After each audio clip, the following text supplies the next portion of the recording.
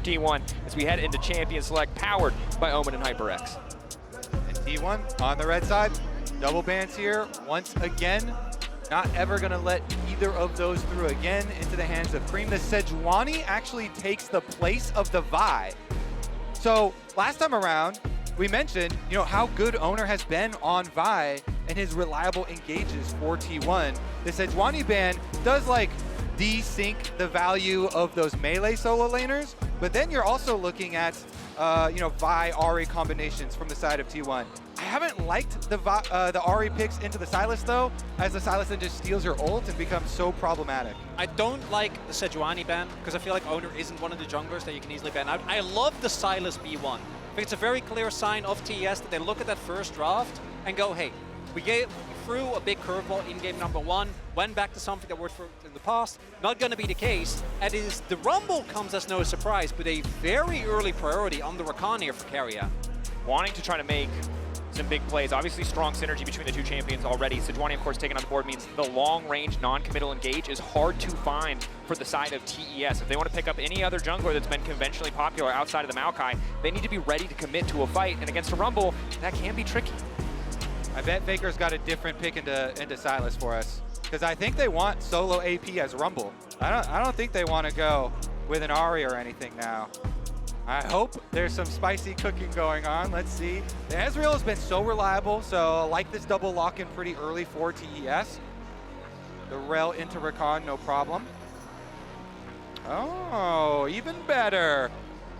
Poppy, obviously good individual. Obviously, people, I think, overlook at the steadfast presence in the context of Poppy, but it is very good against disrupting the Rakan engage. Instead, however, the Rel going to be the option, the more conventional, I think, safe support choice. But now you've given over the Lovers duo to the T1 bottom lane. Yeah, and I really think Faker's cooking something here, because they're going to get 2 more bans right at him. And they just instantly go for the classic for Guma and Keria. Rel makes sense given the role of Make on this team. We saw in the last game as well, he was trying so desperately to find the engages, couldn't find him on the Leona. Thanks to T1 playing very evasively, we'll have the opportunity on the Rel. I'm a known Xayah anti. I think this champion really struggles. Absolutely not in a lot of situations, particularly in champions like the Ezreal that can stay outside of her effective range. But Guma has had some incredible games on this, and I do think into champs like Sylas, who have no choice but to get on top of you, you can get a lot of value out of the pullback and your ultimate. Definitely can. A champion that protects itself, perhaps showing us that T1 aren't as interested in playing towards their bot lane 2v2, maybe putting attention on that top side where they do have that early Rumble prio, Renekton banned away, taking away Faker's Orianna. So to your credit, Kobe, if Faker is cooking up something, it has to be something new, because I think TS are taking away the remaining kind of conventional standard options, obviously against Faker, but also in the context of the meta. All right, we will see. And then meanwhile, you get to throw more bans at 369, taking out his Comfort the Renekton there. 1 more here for Zeus to be able to target. Do they even need to use it on 369? Yeah, are they worried about the Cassandra? I guess they are still worried about it, or at least it just being such a reliable pick. Yeah, 369 also, particularly last year, basically was one of the biggest parts of what made that JDG roster tick, right? The space he was able to create in team fights. And we have seen Cassandra the Rumble, you really struggle in lane, but after that first game, I think you can expect the series to really come down to the fights, and Cassandra does get a lot of value there. And Cassandra does just make lane swaps and dives so hard to pull off. Pathmaker is W, one of the strongest abilities in the game, no doubt, just because of the amount of damage it reduces, the fact that it makes you unstoppable. Can be tricky to play around, but now the Tristana. So they are anticipating that T1 themselves are also going to go towards a more double AD carry focused strategy. You brought this up earlier, Kobe, that single AP for Rumble, obviously pretty ideal. Xin locked in though, would be a very AD heavy comp if they only have the Rumble. Yeah, Faker's pick is very, very open right now. And if you go over some of the things that can be good into Sylas, I mean, Cassio has been mentioned before, like Vex gets thrown around sometimes, the Galio even. If you want to go really, really far out there in like solo queue land, Nafiri is even pretty good into Sylas. The Jace. There it is. The Galio top. And we've seen this demolish the Rumble in the early levels, right? Brokenblade getting that solo kill in his matchup in this exact 1v1, and it's also taken away the Galio that would have mitigated a lot of the threat that Sylas can bring. That taunt from Galio is so disruptive to any dive threat. Oh, I was actually thinking one of the biggest counterpicks we've seen to the Xin Zhao is the Kha'Zix, but I think the Viego works a lot better with the comp. A lot of upfront burst and CC available here. And this Xin Zhao pick, Owner is great at it. It works with T1's skirmishy style, but into a Silas, giving him that additional power. What's he been cooking? A really big ultimate could be something. This would really lean into the composition that T1 have drafted so far. Taking their time. Carrier playing with our hearts right now. Oh, come on! I mean, it's whatever he locks in, it's probably iconic. It's new or it's iconic. All right, the Ari. Okay, more conventional than expected, most certainly. All right, so in the end, after all of that... Yeah, we built it up. It could have been anything. Come it's on, still Carrier. Ari. After all of that, it comes all the way full circle back to a very strong jungle mid 2v2 here for you to have. Chronicle, you mentioned how much Owner loves to duel, with this champion and take those heads-up plays with the Ari here. Charm to set up. Charm Flash, very reliable. This game, I know in game one we got a lot of promises of action. I think it was an incredible game, but there weren't that many actual fights. I think this time around it's got to be different, right? We have, particularly in terms of mid-jungle 2v2, such volatile matchups. The Viego really relies on being able to start those resets early. You have setup on everyone besides the Ezreal. It's really easy for 369 to join as well, and I think TES are going to feel way better. I feel like your matchups are a lot more solid compared to last game when it comes to those early laning phases. Yeah, I think this is going to put T1 to the test a little bit. The reason why I didn't really like the Ari, especially from yesterday, is we kept on seeing how the Silas would just be so much more tanky towards the mid and late stages. Would scale really nicely. Whereas the Ari would always be so squishy that you have to really be perfect with your plays later on in the game. Pressure on both sides. Of course, you highlighted Kobe. I think it's such an excellent point because this is a champion and a duo that looks really powerful early on, but we saw giving Silas dashes feels bad in team fights, and it feels bad if you don't have that damage. And for Xayah, a champion who, yes, can protect herself, but doesn't have the mobility to follow up if Silas is running away, if he's trying to dash around, can make the fights tricky to execute, but thus far T1 have executed better. But Chronicle, to your point, this game, there's no more low-stakes engages. There is only really full commit. There is only death. There is only full. There's Ari fishing and Ezreal fishing. Everyone else is going all in. And particularly, again, I want to go back to this. One of the champions you're not allowed to pick, or if Silas picks it into it, is Alistar, because it makes him so insanely tanky. I know a lot of the members on T1 are low range, but even then, Xin Zhao Ultimate to me is so insanely strong when you have the damage and the ability to get in the middle of a fight and split it up. And let's take a moment to talk about Cream, because Cream is here at his first World Championship. He's the only player that's not been to a World Championship here among all of these veterans, and he is an excellent Silas player. His second most played of all time. You talk about really good ults to steal. The Rakan ult is another very, very good option for him to steal, along with the Ari ultimate. There are even some angles sometimes for Xin ultimate steals. And so for Cream here to be going against the most legendary mid laner of all time at Worlds, with how T1 are now performing at Worlds, it's very, very big for him to get one of these really comfortable champions and show us what he can do when Silas has really been so much a part of the recent meta. A champion with so much individual agency. Mako and Jacula looking to take control in that level 1 bot lane. Ezreal, of course, before that first back, notoriously very strong as long as those Qs are connecting. But it's well highlighted. Kobe, I mean, it's so tough to be Cream. There's so much story. There's so much baggage. There's so much narrative around every player in this matchup, except for him. He's coming in clean. He's coming in fresh. First time in a series like this, at a stakes like this, at Worlds like this. And so he knows it's important for him to do well, to show up, to make sure that his teammates with those stories against T1 can really find those victories. Yeah, there's really like two ways you can respond to so much pressure and so much hype. Sometimes, you get a little worried and you can get a little shaky, or sometimes you can just get excited by the fact that you get to go against such a big name and try and go for those huge outplays. Let's see if the mid-jungle fights actually are as explosive as we're hoping, because both junglers have started bottom side, and they're pathing upwards to the top triangle of the map where you have, two very explosive matchups here in both solo lanes. So some good options for both Owner and TN to kind of flex. Damage is going to feel good for T1, but whenever I see a Viego, I'm always going to look, how good is your upfront burst? Viego fights function the best if you can lock someone down, blow them up, and get those resets going. Mako looking to impact mid here, similar to what Keria did in the previous game. Faker's lane is pushing away from him. Cream using the last of his pots. Of course, no inspiration tree means no cookies. He's doing okay thus far. First push out in top lane for TES, working out well. First push out in bot gave Mako a bit of time to check in mid lane. We'll keep our eyes, we get closer to that first grub spawn. T1 were really able to take that for free despite the early action.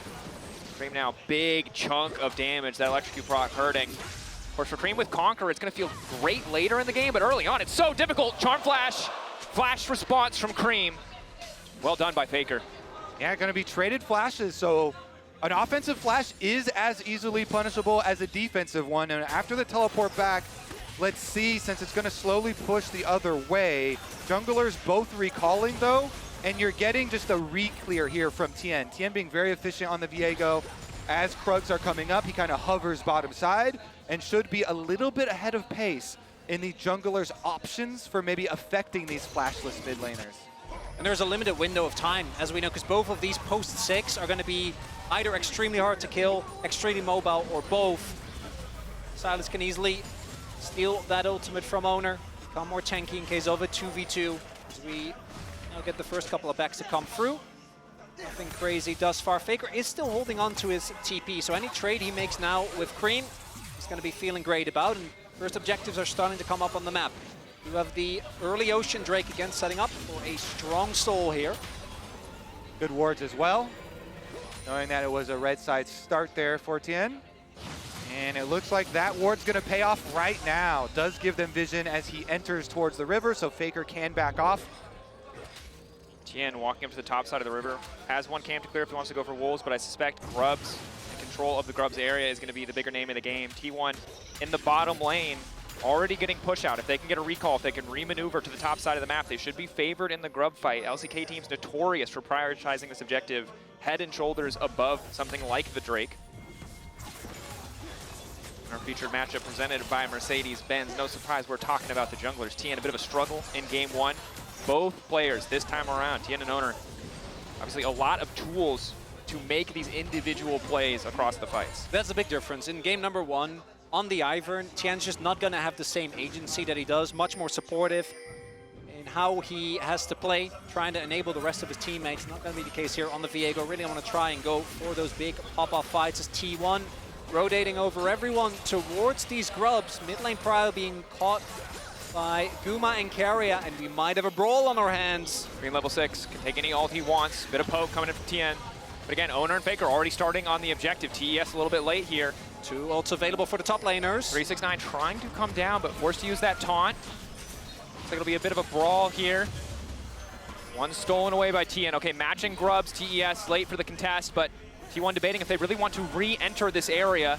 Mid wave and bot wave in a relatively neutral position, so neither side is losing anything to be here, and Tien gonna walk away with 2. Good contest from TES, despite the initial lack of priority.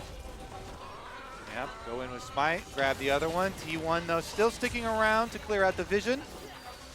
And we get the double recall reset to the other side of the map. Dragon, of course, available. TP is still there. 369 just TP towards bot. We'll see if Zeus feels forced, or looks like with the wave state as it is, he'll be able to hold on to his. That's going to be something that T1 might look to play around. Small early advantage here for TES, but because they did also commit 5 people, the cross map for T1 not available. If the duel does break out in mid, the flash is still not available too, so we're gonna see the supports as they make their way down. Slight vision advantage here for TES. Don't know about that ward. Little poke coming out topside from Jackie, but he's running out of mana rapidly. Mako finding initial stun on the carrier, but the 2v2 is tough here. Silas, the potential to steal away this Ahri ultimate, the additional sustain he has from his W means 100-0 with a support who doesn't have Ignite is a tricky proposition. Don't want to get too aggressive, but Guma pushing the wave out, knowing that Jackie has no mana, he's forced to recall. This is a bit of free time farming topside. They see 369 assigned here.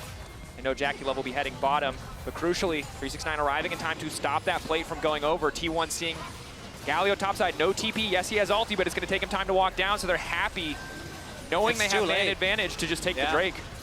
Not going to be a timing window here, and you see 369 realizing that as well. Woo!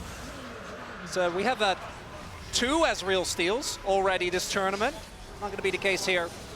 T1 get the dragon, so the early grub they get their revenge. Guys, remember when we promised that they were going to fight and beat each other up a Yeah, lot? I know. Did you promise that? All I'm saying is, no, that was you mostly have on more me. hours casting T1 than either me or Kobe combined. So I promised it would be a banger series, and I still feel like we can fulfill on that promise. yeah, banger like chess is a banger though, not banger like MMA is a banger. Maybe. Yeah. You know?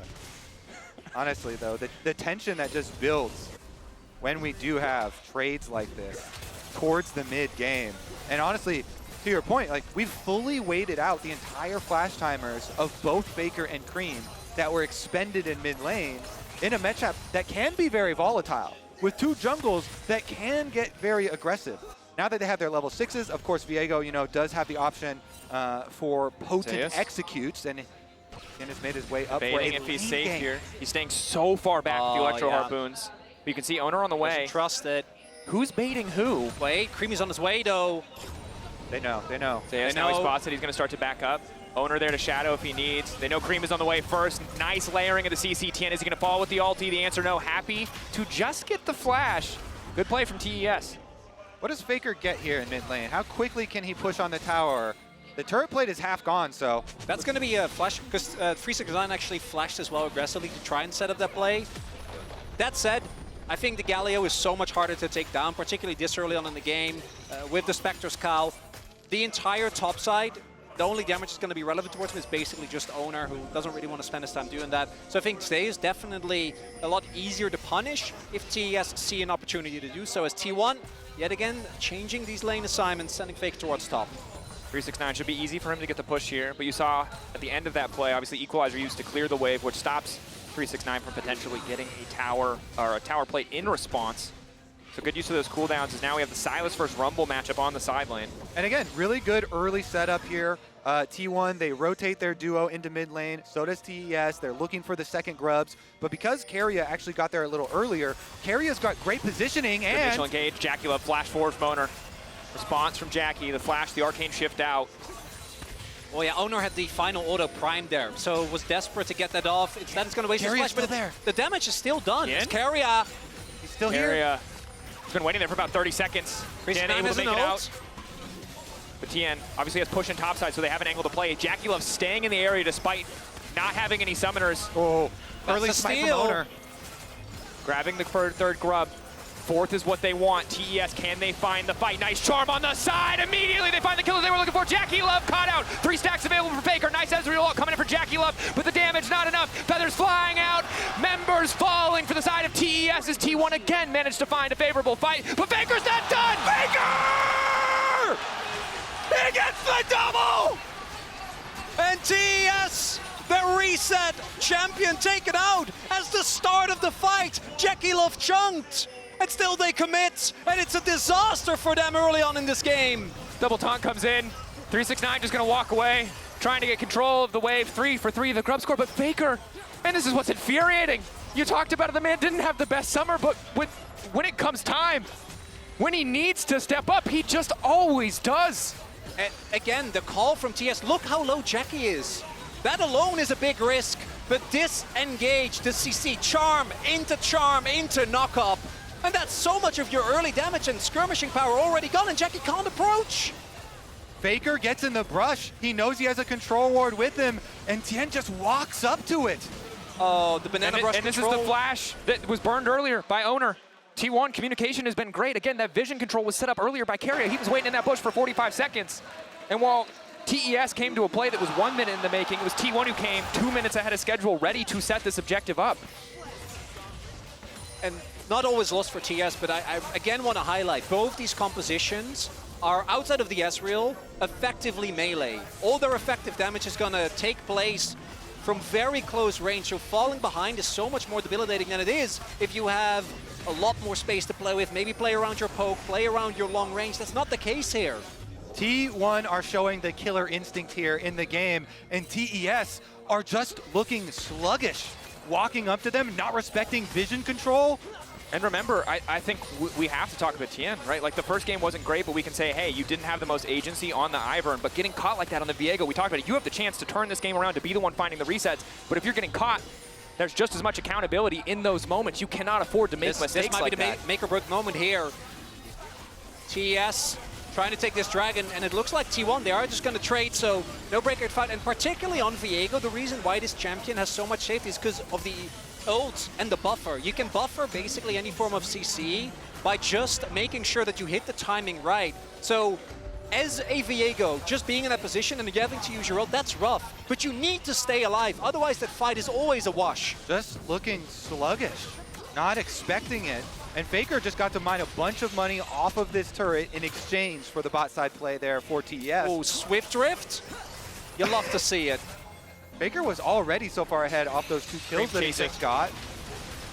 Delaying the recall for now. Charm already out. Cream not going to chase, but gets the ulti. Small advantage. Will TES be able to capitalize on that cooldown not being available? Obviously difficult with the Malignance completed, but a potential window of opportunity. Excuse me.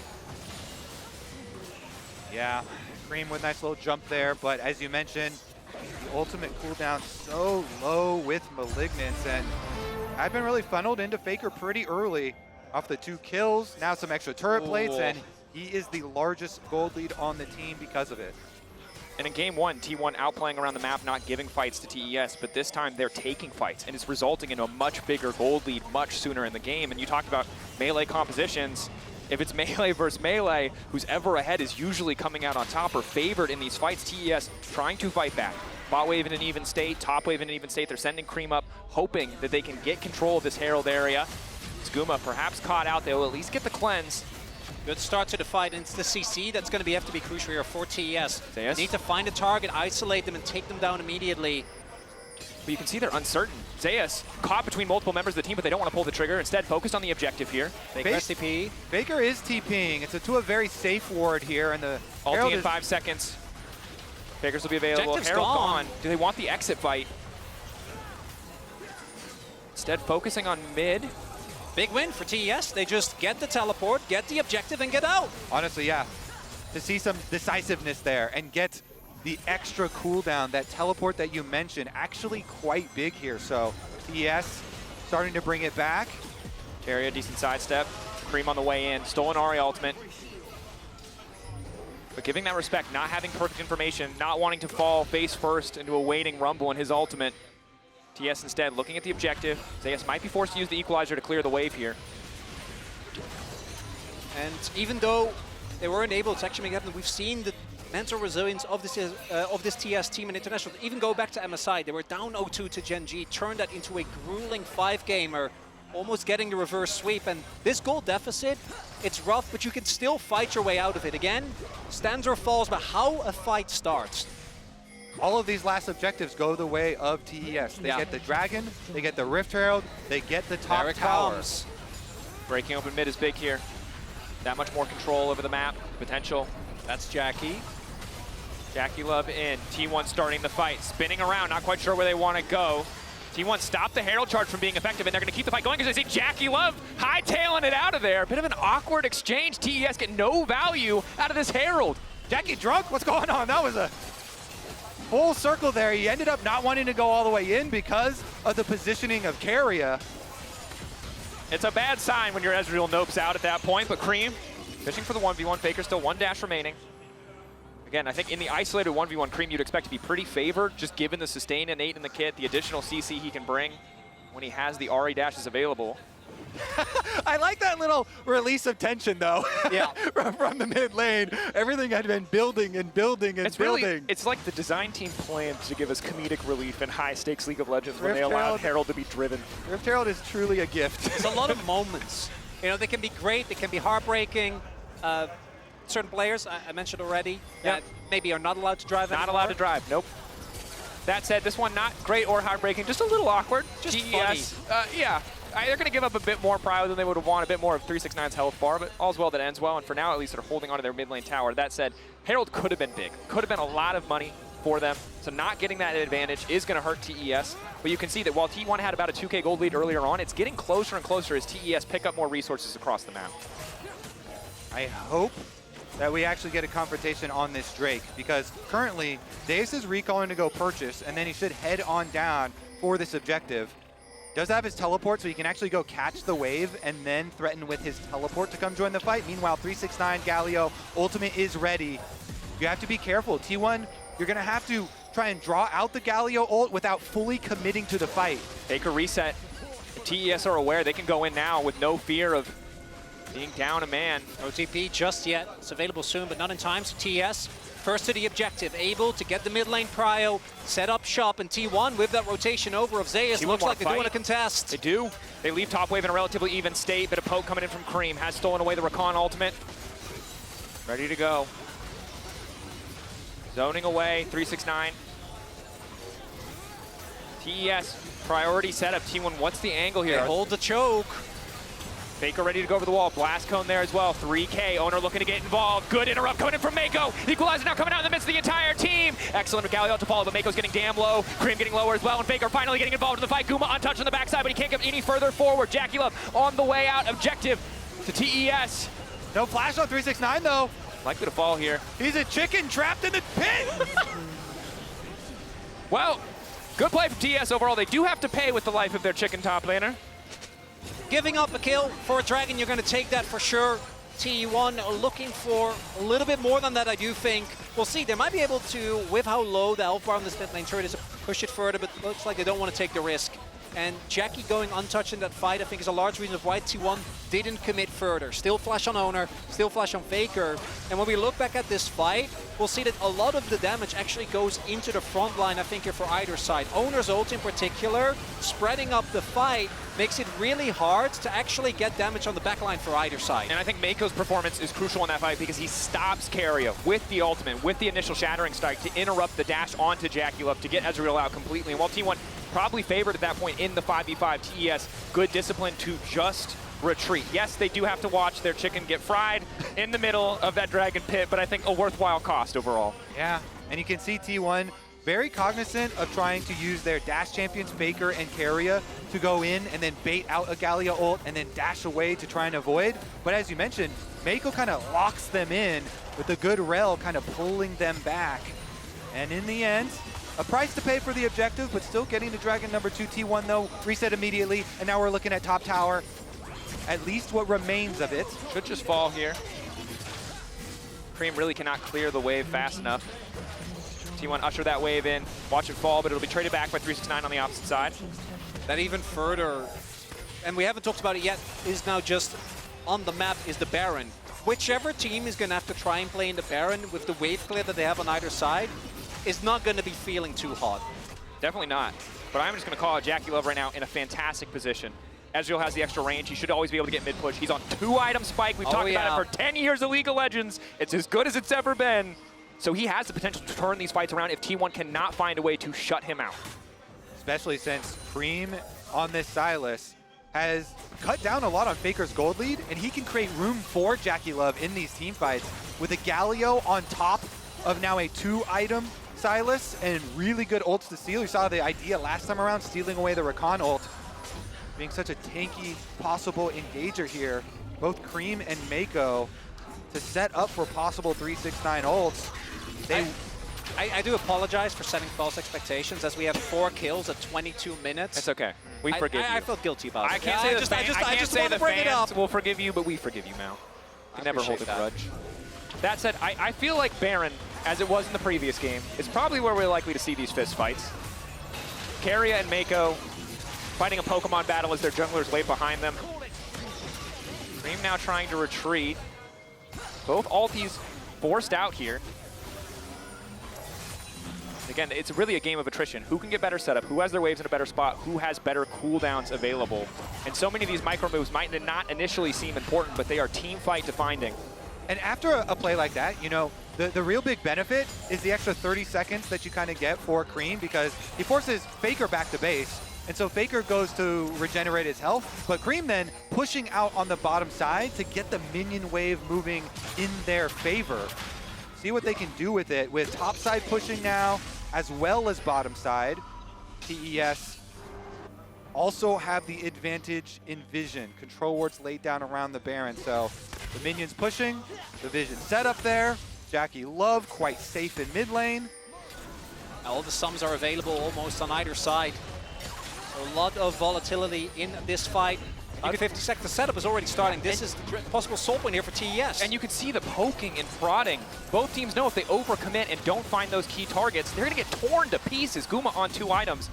This Xayah, if you have to fight into her, you're going to get torn apart. Now, the same is true, though, for the Ezreal. And so unless a key target missteps, as it was in the previous topside fight where TN overextended a little bit, either side wants to be the one to overforce. Keria, though, caught by a bit of CC. Charm to try and interrupt. Bit of trading of health bars. Aftershock down, as well as Celestial opposition, though, means Mako is quite squishy for at least the next 30 seconds. Banana brush control here for T1. Faker fishing for some poke. Charm gonna go wide. Mako's so incredibly low. The poke from Guma here. Mako actually gonna have to reset? They just have to give it up. Without Mako, I don't think you can team fight. And it's just a second Drake. Just the poke there. Faker, Guma, T1. Finding an objective with chunk damage. Back mid, they don't want to concede mid-tier 1. Actually really like this from TES. So they identified that they can't make it. Zeus had already path towards bot trying to get that turret. And then instead TES pushed really hard in mid, forcing out a TP. The turret will still fall to the minions, but I think getting that cooldown is a big win nonetheless. And they hold on to this mid lane turret though. And you have to understand, despite the small goal difference, these teams are so damn close. Equalizer comes out. The TES, again, don't want to overcommit. Every objective, every setup, every small cooldown exchange just continues to build pressure on both sides. Both teams know if they are the one to fail, if they are the one to fumble in a team fight, this entire game will slip away from them. You see T1 checking the Baron here, making sure that TS are not going for anything fishy there. It's going to come down to the clutch factor of these mid and late game team fights. The setup here, you can see, just hinging on a little bit of poke damage. You don't even have to get the kill. Force them back to base, and look, you get the objective. I'm just saying, you're down a game against T1, and now the analysis is you have to out-clutch them. That's a lot for anyone to deal with. We talked about Cream earlier for TN as well. These are players who have achieved so many things, right? But I think still, you look back to last year, it's so crucial that an LPL team can take down T1, not just because they haven't done it at Worlds, but because of what happened last year in TES. Coming into this tournament, you would have thought that they would be favorites to do so. Now, can they show that level of performance? 369, good initial taunt, get some poke onto Faker, but it's really all about the objective setup. Electrocute proc. Man, 369 not taking a lot of damage there. And without Guma, they're just not going to be able to shred through this guy. If he's there, that obviously changes the equation. Approaching his 3rd item now, and this turret still being held onto as Keria did get spotted there on that Banana Brush ward. Keria locked up, good initial CC. Ulti coming out from Cream as well. Charm will be traded. For now, just the ultimate cooldown. In the meantime, they're losing their mid lane tier 1. Not hurting too much. Jackie Love going forward. Faker dashing away. Another. Somebody needs to die, guys. Why am I here? I'm just gonna I'll shut up. I'm play caster. There's nothing to play. They're not killing each other. Are you telling me you're not satisfied with 2/3 of an HP bar? No. No. But TN might not be either. No, he is. He is. Okay, my bad. We're playing for objectives, Dracos. The bot side is also to pushing clear for the them. wave.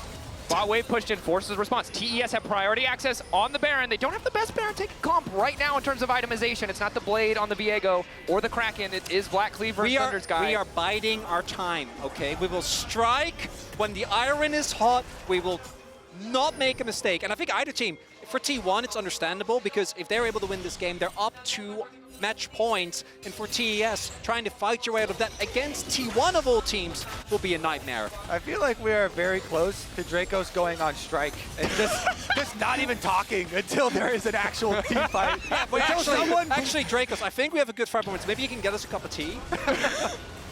It's right.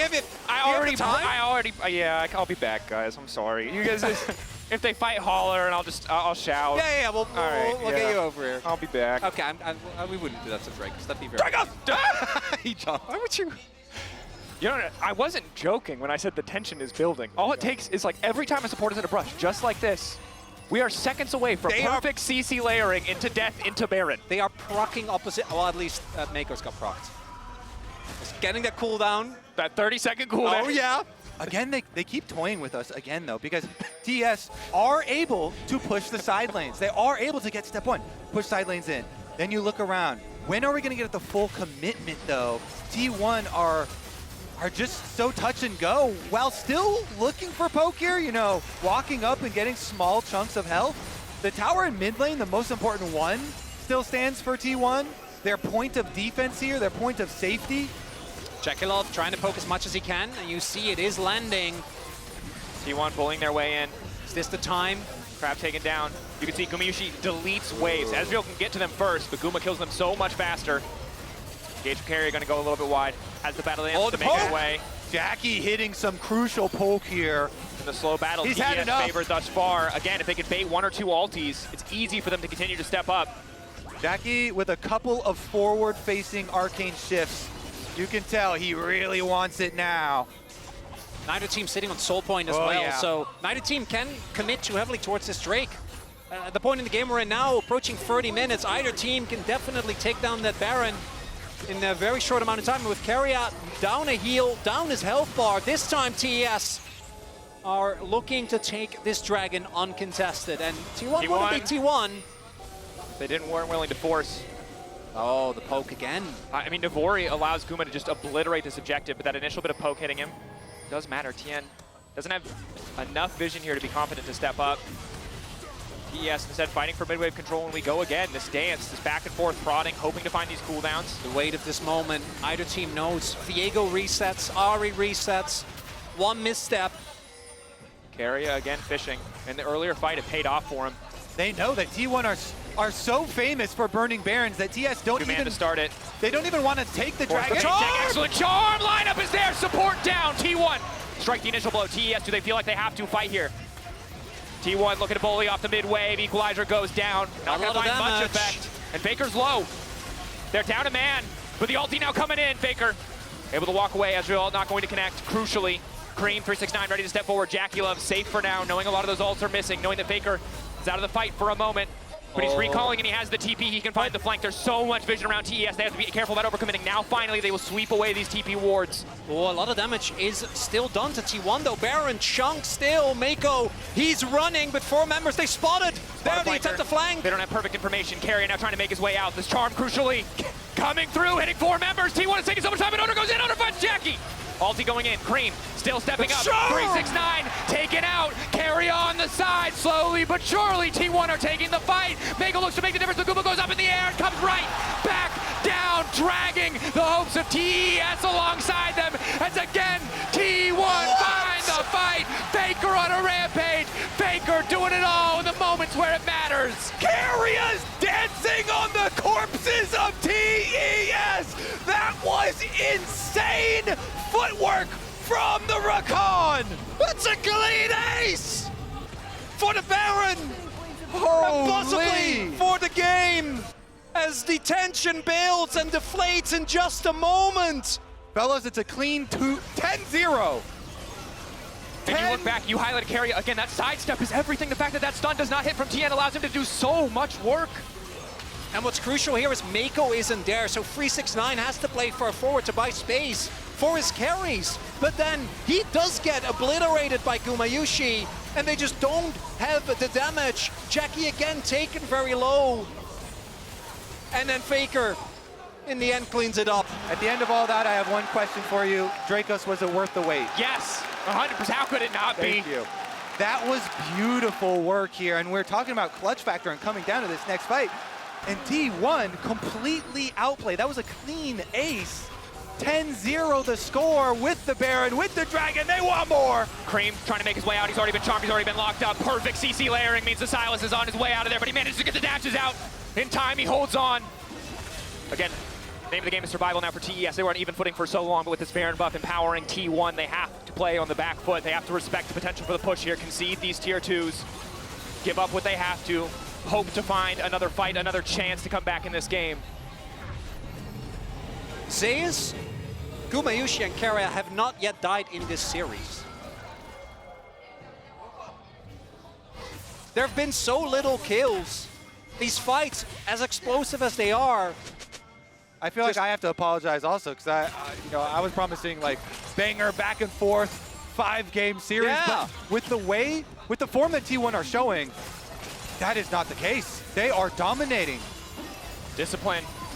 So solid, and now they have a lead. Now they can afford to take risks. TES caught out. Faker coming over the wall. Beautiful equalizer into 3. Now all the TES backline has been forced away from the fight. Cream isolating to 1v1. Tries to take an equalizer of his own, but it does not matter because Jackie is in trouble. Jackie trying to make the difference with the orb of deception. Takes him down. Zeus in the 1v1, but not for long. Owner on the way. Wind becomes lightning. Will not connect. T1 forced back, but the base of TES is crumbling. You've got world champions inside your base. What do you do? Not a whole lot. There's no members.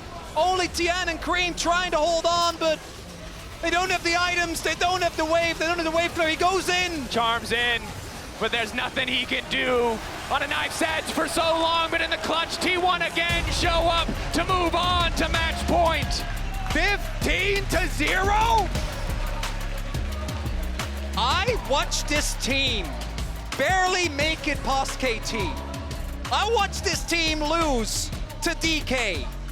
And now they're up 2-0 in this quarterfinal. Absolutely boggles the mind. The tenacity of this team starting to feel impossible to surmount. T1 moving up to match point. We're going to head to a quick break. When we return, will it be the final game for TES?